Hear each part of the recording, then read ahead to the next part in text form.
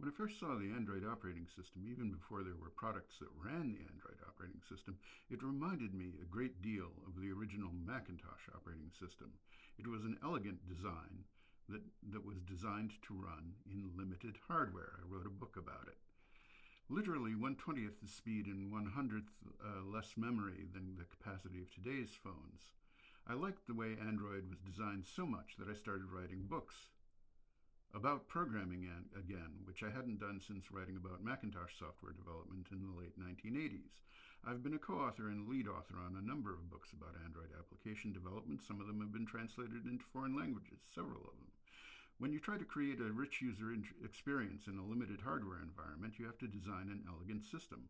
One element of Android's elegance is the way that applications can work together.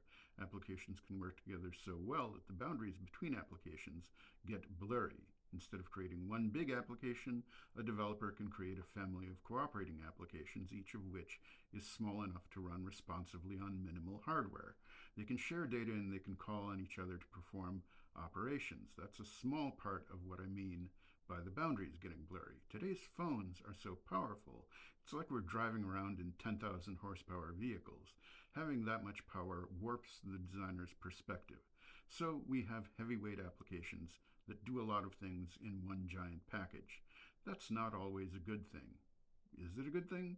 Ever? Anyway, the designers of some applications are missing out on a lot of the power of the operating system they're running on. Some of you may have already guessed that I'm going to complain about YouTube music and podcasts again. I recently encountered another reason why smashing music and podcasts together, seemingly gratuitously, except for competing with that Swedish app, isn't a good idea. I was playing ambient music in my office on a Chromecast audio device. I took a break from work and I went downstairs to fold some laundry. A podcast would have been just right to entertain me while I'm folding laundry. But because I use YouTube music for both music and podcasts, I can't do that without stopping the music, disconnecting from the Chromecast, and so on. For no good reason.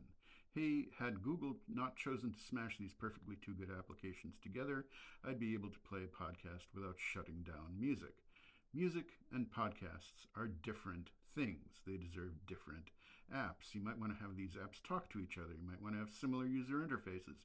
You might want to be able to do intelligent things about the data in the other app. You might want to have common data shared between them. But there's really no reason why on the Android operating system these things should be one app. It disrespects the elegance of Android.